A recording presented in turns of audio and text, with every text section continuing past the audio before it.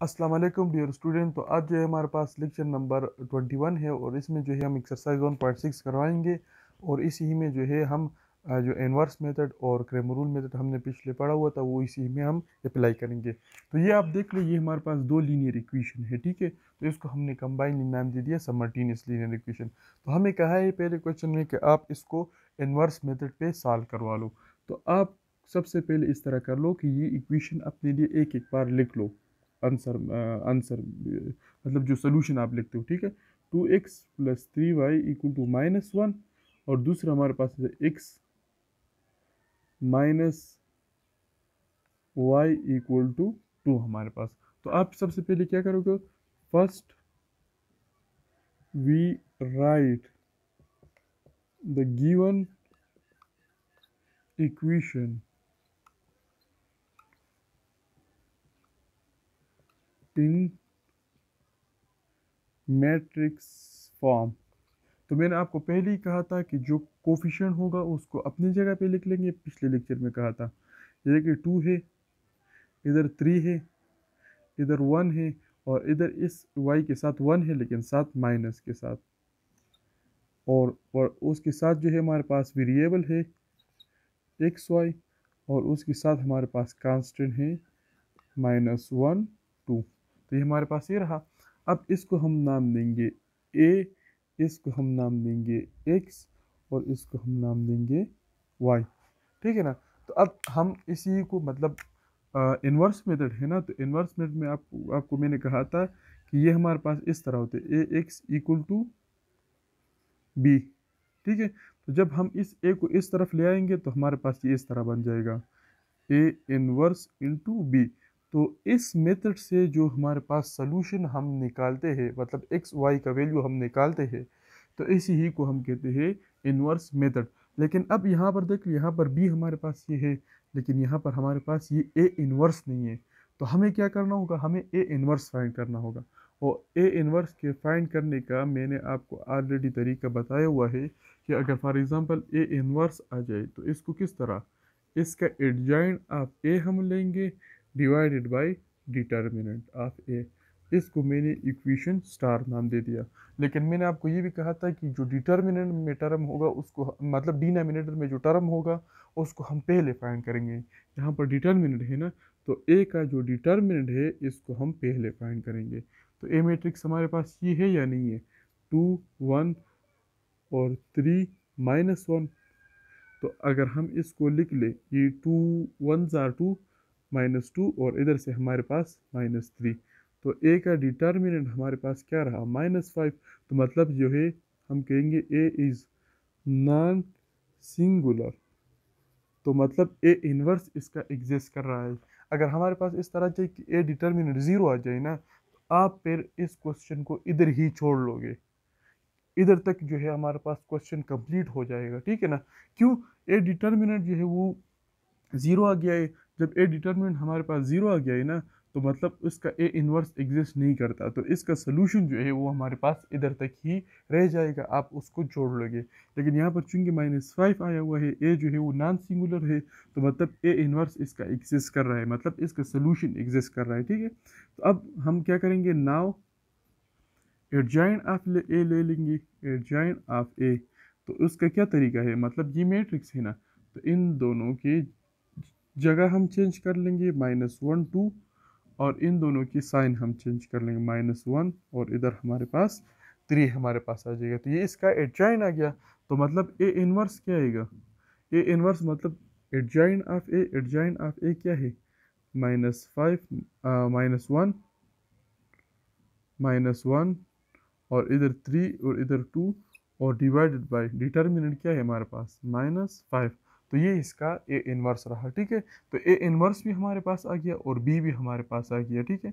ये A inverse है और ये हमारे पास बी मैट्रिक्स है, ये वाला नहीं है, ये हमारे पास क्या है, ये बी मैट्रिक्स है। तो हम ए इनवर्स को बी के साथ मल्टीप्लाई कर लेंगे, तो एक्स का जो वैल्यू है हमारे पास आ जाएगा। ये एक्स जो है ये बड़ा वाला एक्स है, ये इसके अंदर ये छोटा एक्स है और छोटा वाई है। तो अब हमारे पास ए इनवर्स भी है और बी भी, जो मैट्रिक्स हमने लिखा हुआ था इससे जो निकाला हुआ था वो हमारे पास क्या है, बी मैट्रिक्स ये है। ये ए इनवर्स आ गया, इसके साथ माइनस है, सॉरी इधर, ठीक है, क्योंकि वो जब साइन हम चेंज कर लेते हैं, ठीक है। तो हमारे पास बी मैट्रिक्स क्या है, बी मैट्रिक्स हमने लिखा हुआ था -1 और 2, ये हमारे पास बी मैट्रिक्स आ गया ना, ये बी मैट्रिक्स, हाँ ठीक है, ये हमने इधर से भी लिख लिया, ठीक है, और बी भी है और ये ए भी है। तो हमारे पास क्वेश्चन क्या था, ए इनवर्स इंटू बी, और इस तरीके से जो हम फाइंड करते हैं इसको कहते हैं इनवर्स मेथड। तो ये एक्स के अंदर जो हमारे पास एक्स और वाई था, और इधर हमारे पास ए इनवर्स के अंदर क्या आ गया, -1, और इधर हमारे पास -1 -3, और इधर हमारे पास 2, यह क्या, और इधर हमारे पास -1, और इधर हमारे पास 2 आ गया। लेकिन इस मैट्रिक्स के साथ हमारे पास -5 भी है, ठीक है। तो आप उसको इस तरह लिख लो, इस तरह भी ठीक है, या अगर आप इसको इस तरह नहीं लिख दो कि आपके पास जगह ना हो, तो आप -1/5 भी आप लिख सकते हो, ठीक है। तो इधर से हमारे पास इसको जब हम मल्टीप्लाई करेंगे तो इधर से हमारे पास क्या आ जाएगा, -1/5 अपनी जगह पे, जब हम इसको मल्टीप्लाई करेंगे तो -1 multiply by -1 plus -3 multiply by 2, ठीक है, और इधर से -1 multiply by -1 plus 2 multiply by 2, तो ये आ गया। तो इधर से -1/5, और इधर से अगर आप देख ले तो हमारे पास क्या रहा, इधर से 1 आ जाएगा और इधर से -6 आ जाएगा, तो -5 आ जाएगा, और इधर से +5 आ जाएगा। तो ये दोनों के साथ डिवाइड हो रहा है ना, तो मतलब क्या हो जाएगा, XY। तो जब ये दोनों के साथ अंदर डिवाइड हो जाएगा मतलब -5/5, और इधर से -5 है, ठीक है, और इधर से 5 डिवाइड बाय -5, मतलब ये जो डिवाइड हो रहा है 5 ना, ये अंदर दोनों के साथ हो जाएगा, ठीक है। तो ये इसके साथ चला जाएगा, ये इसके साथ, तो जो आपके पास x और y का जो वैल्यू है वो क्या आ जाएगा, 1, और इधर से हमारे पास -1 आ जाएगा। तो जो हमारे पास x और y का जो वैल्यू है वो हमारे पास आ गया 1, और दूसरा हमारे पास आ गया -1। तो इसको जो हम सेट फॉर्म में लिखेंगे सेट फॉर्म में हम इसको इस तरह लिखेंगे, इक्वल टू, ये x का वैल्यू क्या है 1, और y का वैल्यू हमारे पास क्या है -1। तो इसको जो है x और y की वैल्यू जो है हमने सेट फॉर्म में लिख लिया। अब इसकी मतलब यहाँ तक हमारे पास आंसर कंप्लीट हो गया। अब आपके पास मतलब बुक नहीं है, कोई चीज़ नहीं है, आप पेपर में बैठे हुए हो, आपको किस तरह पता चलेगा कि जो आंसर मैंने ले आया हुआ है वो ठीक है या नहीं है, ठीक है। तो इसके लिए आप वेरिफिकेशन कर लो। वेरिफिकेशन किस तरह है, जो x और y का वैल्यू आया हुआ है, ये जो गिवन इक्वेशन है दोनों, इसमें किसी में भी पुट कर लो। अगर आपके पास आंसर सेटिस्फाई हो गया तो आप कहो कि हमारे पास जो आंसर आया हुआ है वो ठीक है। फॉर एग्जांपल मैंने इसको हटा लिया, मतलब x minus y equal to 2 है, तो x का वैल्यू क्या है 1 है, माइनस अपनी जगह पे y का वैल्यू क्या है -1 है, इक्वल टू 2 है, तो minus into minus +1 equal to 2, तो 2 इक्वल टू 2, तो मतलब सेटिस्फाई हो गया ना। तो हम कहेंगे कि ये जो x और y का जो वैल्यू हमने निकाला हुआ है वो हमारे पास ठीक है। तो ये हमारे पास रहा क्वेश्चन नंबर 2, और इसमें हमें कहते हैं कि इसको क्रेमर रूल मेथड पे सॉल्व कर लो। पिछले जो क्वेश्चन था वो इन्वर्स मेथड पे था, उसमें 4 पार्ट थे, तो 4 में मैंने एक करवा लिया, 3 आप खुद कर ले। इसमें जो है हमारे पास 3 पार्ट है, इसमें भी मैं पहला पार्ट करता हूँ, और जो 2 पार्ट रहते हैं वो आप खुद कर ले। तो अब इसको किस तरह करना है सोल्यूशन, सबसे पहले आप इसी मैट्रिक्स को अपने लिए लिख लो, 2x minus 2y equal to 5, और दूसरा लिख लो 2x minus y equal to 6।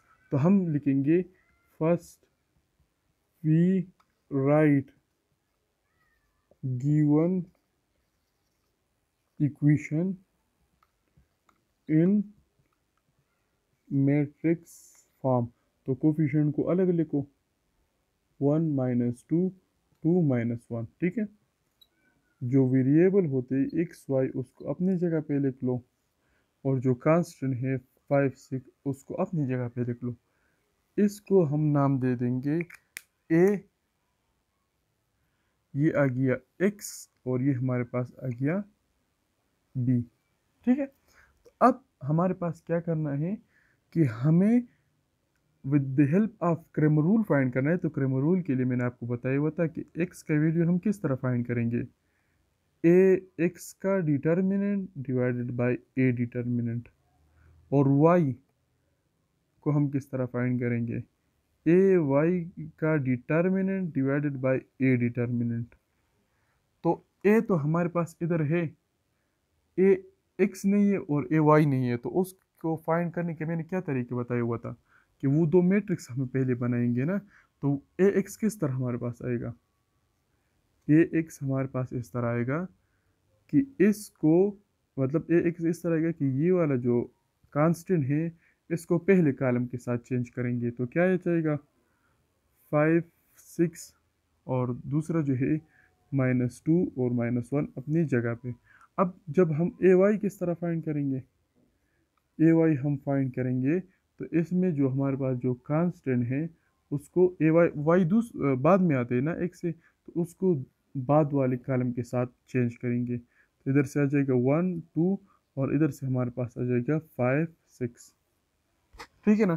तो अब ए एक्स भी आ गया, सॉरी ये डिटर्मिनेंट हमने फिलहाल नहीं लिया, वो ए एक्स मैट्रिक्स बना लिया और ए वाई मैट्रिक्स बना लिया, ठीक है। तो अब ए एक्स भी है, ए वाई भी है और ए भी है, तो आप हर एक का अलग डिटर्मिनेंट ले लो, फिर ए एक्स को ए डिटर्मिनेंट के ऊपर डिवाइड कर लो, ए वाई को ए के डिटर्मिनेंट के ऊपर डिवाइड कर लो, तो हमारे पास आंसर आ जाएगा, ठीक है।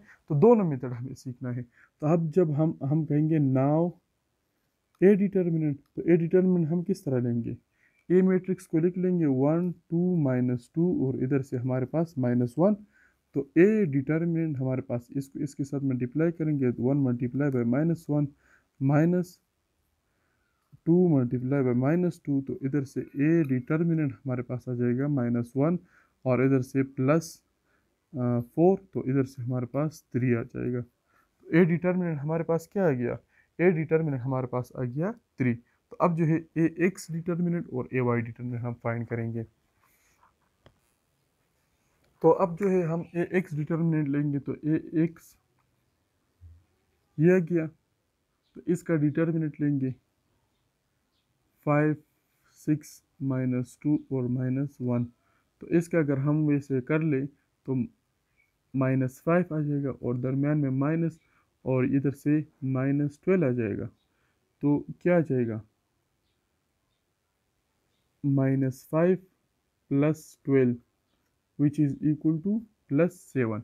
तो अब ए वाई डिटर्मिनेंट किस तरह लेंगे, तो ए वाई का मैट्रिक्स लिख लो, ये 1 2 इधर 5 और इधर 6, तो इधर से हमारे पास 6 आ जाएगा और -12 आ जाएगा, तो इधर से हमारे पास क्या आ जाएगा 6, और इधर से 10, सॉरी 10 आ जाएगा, तो इधर से हमारे पास क्या आ जाएगा -4। तो ए वाई क्या आ गया, ए वाई डिटर्मिनेंट हमारे पास क्या आ गया -4। तो हमारे पास एक्स के लिए हमने क्या कहा था कि ए एक्स का डिटर्मिनेंट डिवाइडेड बाय ए का डिटर्मिनेंट, इससे हम एक ए का वैल्यू फाइंड करेंगे, और वाई का किस तरह फाइंड करेंगे, ए वाई का determinant divided by A determinant, ठीक है। तो इस तरह से जो है हमारे पास ए भी आ जाएगा, और हमारे पास दूसरा क्या आ जाएगा, हमारे पास एक्स भी आ जाएगा, और इधर से हमारे पास वाई पे आ जाएगा। तो ए एक्स हमारे पास क्या है, आप देख लीजिए फाइंड किया हुआ या नहीं। तो A x 7 divided by A determinant 3 है या नहीं है, और इधर से ए वाई क्या है -4 है, और डिवाइड बाई ए डिटर्मिनेंट क्या है 3 है या नहीं है। तो ये एक्स का वैल्यू भी आ गया और ये वाई का वैल्यू भी आ गया, और इस मेथड से जो सोल्यूशन हम फाइंड करते हैं इसको कहते हैं क्रैमर रूल मेथड, और इसी को जो है आप भी वेरीफाई कर सकते हो जिस तरह मैंने इन्वर्स मेथड में कर लिया। मतलब ये एक्स और वाई का वैल्यू इस गिवन इक्वेशन जो दिया हुआ है इसके अंदर पुट करेंगे, तो अगर सेटिस्फाई कर लिया तो हमारे पास जो आंसर हमारे पास आया हुआ है वो ठीक होगा, अगर सेटिस्फाई नहीं किया तो जो आंसर हमने फाइंड किया हुआ है वो हमारे पास गलत होगा। तो ये था हमारे पास इन्वर्स मेथड और Cramer rule method.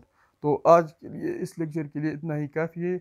Next lecture में हम इंशाल्लाह जो है जो इसमें थ्योरी वाले क्वेश्चन है 1.6 में 3 से लेकर 6 तक, तो वो हम इंशाल्लाह करेंगे। उसके बाद जो है हमारे पास लेक्चर जो है वो ख़त्म हो जाएगा। और उसके अगले लेक्चर में हम सिर्फ एक क्लास लेंगे, उसमें हम पूरे जो चैप्टर हमने पढ़ा हुआ है इसको कंबाइनली जो है हम स्टडी करेंगे, उसका प्रैक्टिकली एप्लीकेशन भी बताएंगे कि आगे फील्ड के अंदर इसके मैट्रिक्स के एप्लीकेशन क्या है। ओके जी, अल्लाह हाफिज़।